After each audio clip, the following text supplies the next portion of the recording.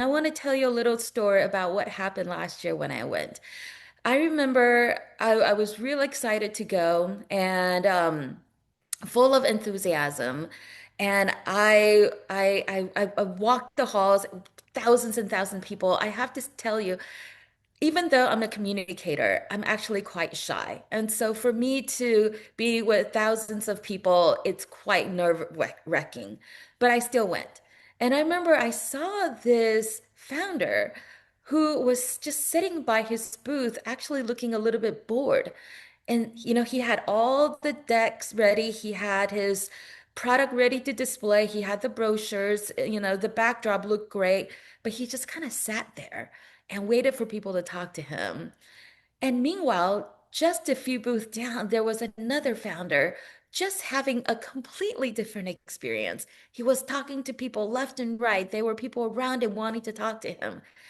The difference is that the second founder was very proactive and he was happy to get out of his comfort zone, to reach out and have that intentional and have that conversation even with strangers. But I want to start with Steve Jobs, who is just probably one of the best salesmen of our times.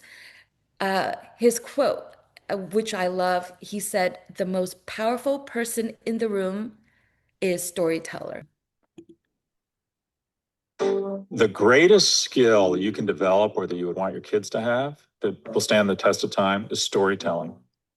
The ability to craft a narrative and then convince people, get people engaged in your narrative and think, oh, your company makes sense, right? It's the key. It's the key to scoring above your weight class romantically, right? Communicating a plan, communicating kindness, communicating empathy, communicating humor. When you listen to Jensen Huang talk about the future of AI and biology and healthcare, you're like, well, maybe I should buy it, even though it's trading at 110 times earnings. The core competence of any really successful person, or the core competence that's going to get you real influence and economic security, is storytelling.